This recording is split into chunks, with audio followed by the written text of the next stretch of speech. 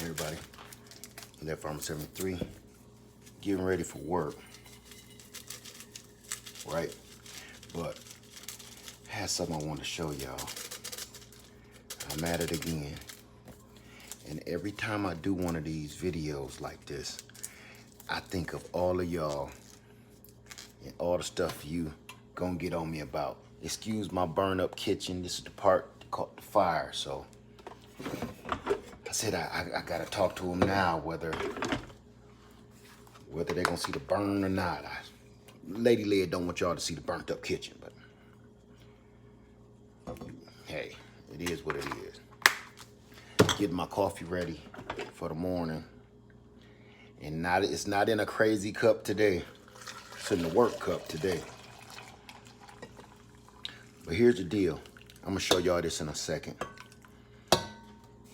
Just hold on to your hats. All right, got our coffee. Let's get out of here and go do it. Got my face a little greasy. That'll be over soon as I start sweating. Before I go, I got a couple of things I need to take care of. Bring y'all with me.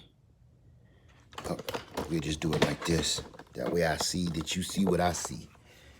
Spritz my cuttings. What I do before I leave for work. Those are all the new ones that I just took. Just give them a little spritz because I don't have a cover over them. Rosie said put a cover over the top of them, but I didn't have a cover, so I just keep them spritzed, keep them moist. And as we might have something here. We do have something. Now I saw leaves coming off of this Celeste fig cutting. Y'all saw me take that in that video. But we had leaves. All the fruit and everything else fell off. See that? But all the little green buds start coming out. You see that? And it start leafing. But now I'm seeing something even better than that.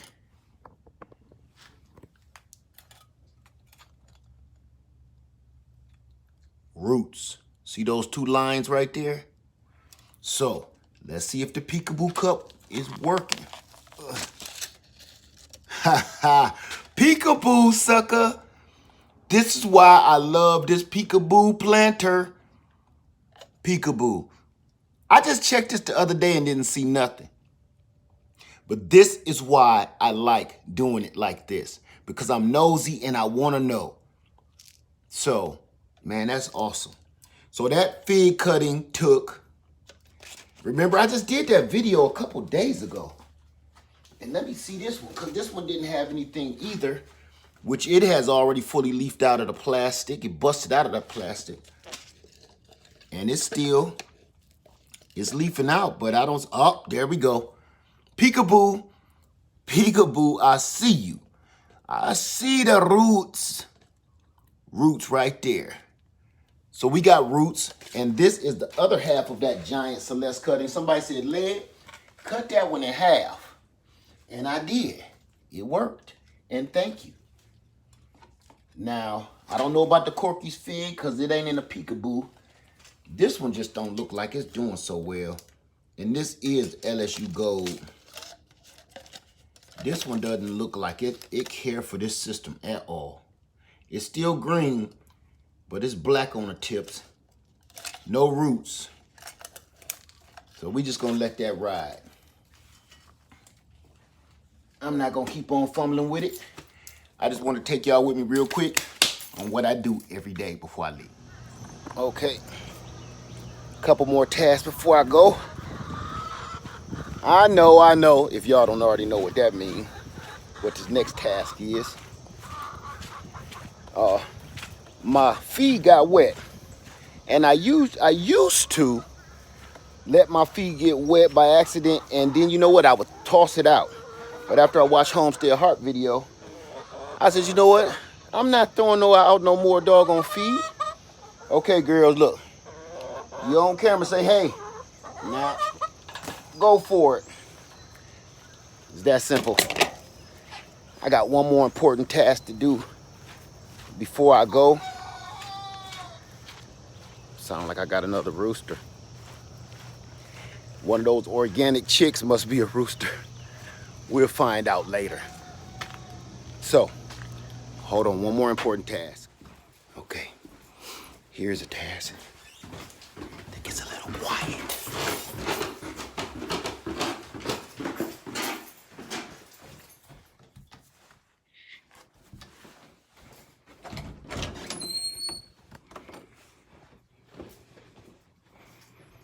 See you later, baby. I love you. You too, baby.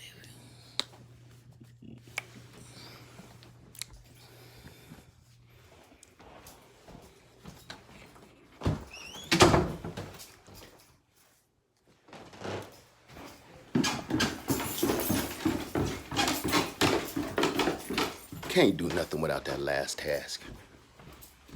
So let's move it out. Oh, one more task. Shit. And the last task before I literally pull out of here. Oh, I don't want to drop my coffee. But if I don't handle this last task, it's gonna be some trouble in the Bronx.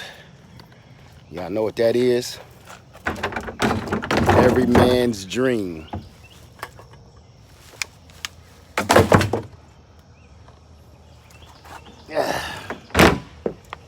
Let's get out of here. See, I wanted to leave, but my yard just won't let me go. Because as I'm getting in my Jeep, I look over at the Corky's Honey Fig, and I got some figs ready. Let me see. Shh, I'm taking that to work. That's a nice size right there. Let me get them before the squirrels do. Yeah. That one probably could have sat on. Nope, it's ready. You too. Come on. That's a nice snack for work. So, this is the thing about having a food forest.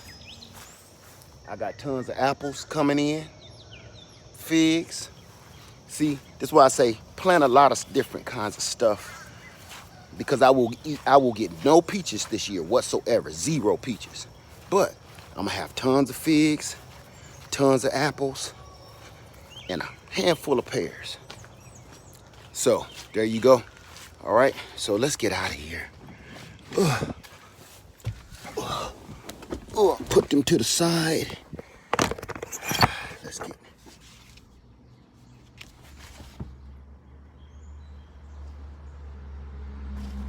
What the hell are they doing back here?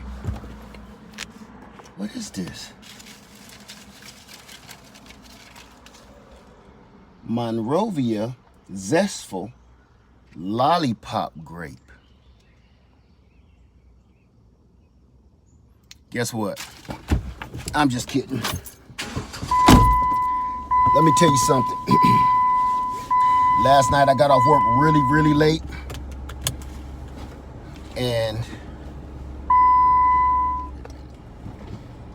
okay, roll with me, ride with me, everybody. On our way to go make some money. The old-fashioned way.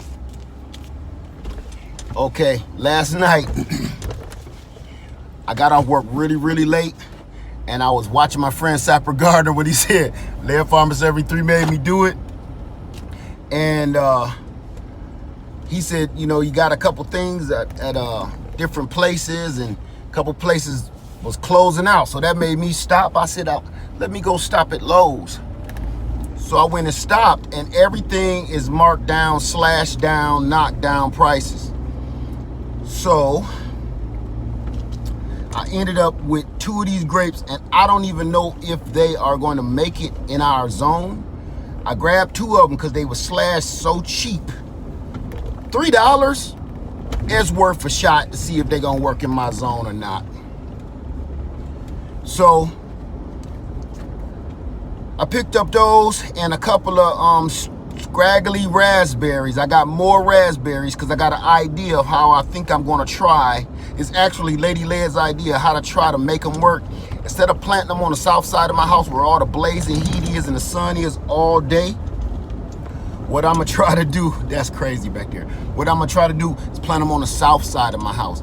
I live in South Carolina, so when they tell you what zone stuff grow in, sometimes that really don't pertain to you depending on your zone. I mean, just because it say, okay, your zone 7A or 8A, I'm in 8A. What part of 8A though? See, you get particular because I got a whole nother little microclimate out there by the lake. That's humidity. That's why my pears don't do very well. And I got sun all day, and it's over 100 degrees all day most of the year. So think about that. I don't think that's what they be thinking about. So I tried now to look for things to say zone 8 and up, like Florida, okay? Because we down here pretty close to Florida. So these grapes say they were made for hot southern regions from zone 8 to 9. I've never seen no grapes that say that. So not only that, look down here. They loaded with grapes. I got 2 of these trees, plants, and they're loaded with bunches and bunches of grapes, little tight. And if I'm not mistaken, the way they look like these real expensive ones. When I go to the store, they called like cotton candy or something. They really expensive. I couldn't pass that up. $3. Come on, me and this other lady was tugging at one, like, you sure you want it? I said, yeah, I want it. She said, oh, because I sure was looking at it. Yeah, you was just looking. I was tugging. So I wasn't nice. I was just like, look. Because I had my hand on it, I put it in the cart, and she said, what kind is that? Yeah, what kind is that? It's the kind on tag. Anyway, I got a couple raspberries, and I got those. I'm going to do a video on these guys a little later because there is zero information on them. I had to literally Google them. And it's only one thing on Google talking about them. But get this, okay? I really wanted to tell you guys something on my way to work. This is all a surprise. This was all good stuff. But I had a premonition yesterday. I was finishing up my route and it was very late. I think it was about 7 o'clock when I got done. Well, close to done. And I went past this house that I've been going past for the last 3 years. And I seen they cut down a bunch of bamboo. And I need bamboo so bad, and it's all around my city.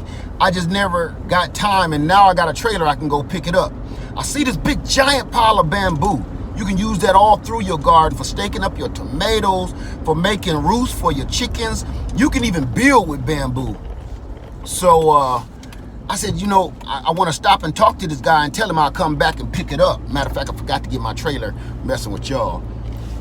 I just have to figure something out. I'm off tomorrow. Anyway, so I want to go pick this bamboo up, and as I put the mail in the box, this kid come out, and I said, hey, is that your bamboo? He was like, yeah, you want it? Yeah, I'll come back and get it. And I asked where his dad is, and he go and get his father, but as he go get his father, I start looking at the yard. I've never stopped for anything at this house. So I actually stop, and what do I see? Where they cut the bamboo down, the bamboo was actually acting as a natural fence. They cut that down, and what do I see? A food forest fit for a king in their yard. And their yard was really small. One of our friends here on YouTube, Bear Fruit Gardener, she's a new gardener, and she has a small space, so she's new at gardening, and she's doing a small space garden, and that's the kind of space that they had. What I saw was so impressive and so mind-boggling that there was no words for it. So the father comes out and he gives me, he said, oh, you want some fruit? I'm like, yeah, why not? He said, oh yeah, because we can't pick enough plums, and they're just gonna go bad. They have plums all over the ground, right? All over the ground. Peaches, the peach tree was literally taller than Bonita. I think the peach tree was about 20 feet, 15 feet tall. about 20 feet tall. And they just had peaches on top of peaches. Matter of fact, that peach tree was big, like Homestead Heart peach tree that she just found. Huge. Big giant pear tree the same size. And I'm looking at all these monster trees loaded full of fruit. And while he's talking to me and I'm telling him I'm a gardener too, and I got a YouTube channel, and and so on and so forth, I'm blown away. Like, I feel like an idiot. I don't even want to tell him my YouTube channel name, because if he come and look at what I'm doing, he's gonna be like, you moron. Get this. That was a wonderful meeting. I got about 10 pounds worth of plums or more that I ate for the rest of the day, and it messed me up real good, messed my guts up. But for a good reason though. But get this. It put things into perspective for me. This is what it did for me. It let me know, be patient. Stop chopping stuff down just because it's not producing fruit. The biggest trunk I got out there is bonita, that's only this big around. This dude had plum trees that's that big around at the base. You understand? Pumping out all these plums, and I keep talking about I'm threatening to rip these methylated plums out and rip out these Santa Rosa plums, because they just, they never really produce anything. No, this guy's little food for us. I wish you guys could see it. I'm gonna try to record it today when I pass the house, with his permission, of course. But I just want to let you guys know, be patient, because what we're expecting entirely too much out of our trees. Your plants is different, because a lot of it is annuals, and if this ain't pumping out cucumbers, it's time to go. But our fruit trees, we really need to chill and be patient and keep in our minds, okay, we should be getting some fruit in about 10 years. Keep that in your head. 5 years, things is looking good.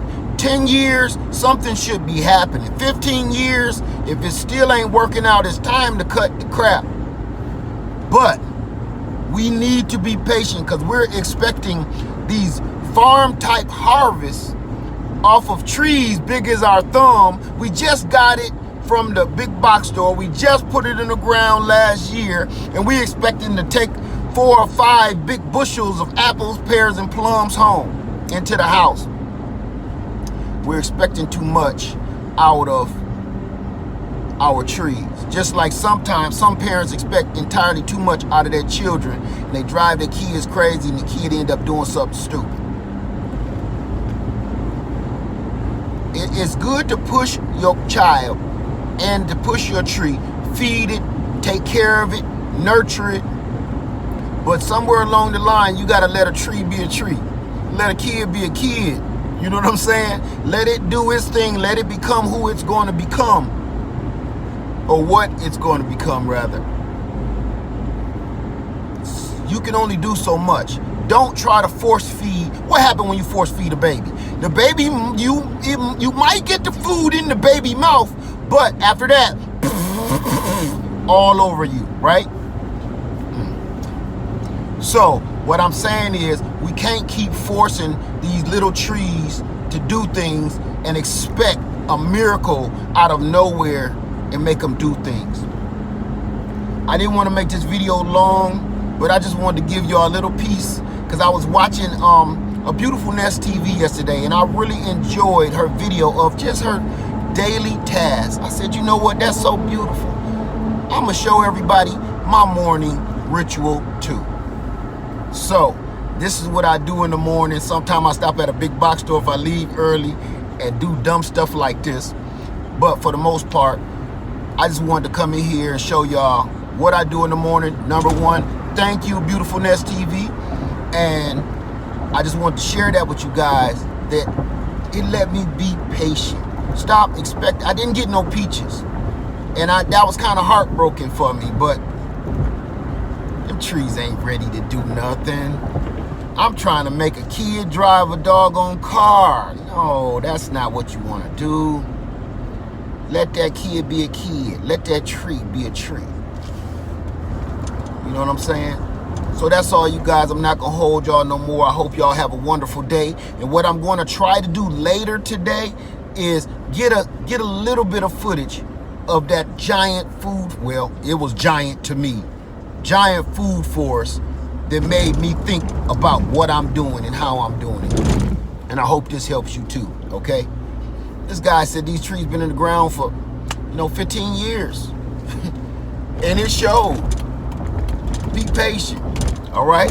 Everybody, have a wonderful day. Be productive. Lead Farmer 73, I love y'all. I love you, I really do. All right, have a wonderful day. Because I'm going to try to have a wonderful day. I love you, and I'm out. All right. I said I was done, but I'm not. Before I go in here and do my thing, I'm going to eat one of these figs. Because, honestly, I've never had a ripe Corky's honey fig. So me and you, we going to eat this together before we go in. Eat a little breakfast. I'm going to open it up. Ooh, ooh. You see that? Let me, ooh. Focus that. See that honey in, oh my God.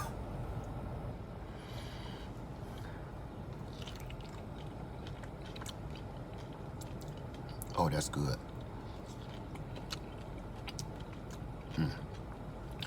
I'm not gonna count it out. It's not very flavorful. Number one, I've been drinking this coffee, so that might be part of the factor. But years ago, I said the same thing about that LSU Gold. I was gonna throw that LSU Gold away, or give it away, sell it. And now it's my favorite fig. I think all your fig tree has to do is get established, whether it's in a container or whether it's in the ground. I think the more it gets established, the better your fruit tastes. So this Corky's honey fig, right this minute, it almost has zero flavor. It looks terrific. That one even have a little red in it. See that?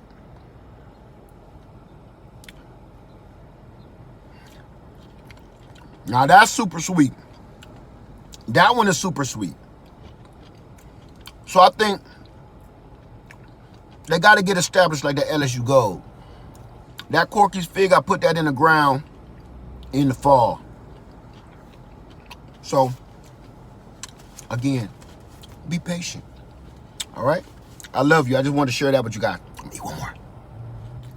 Time for me to go. I love you, and I'm out.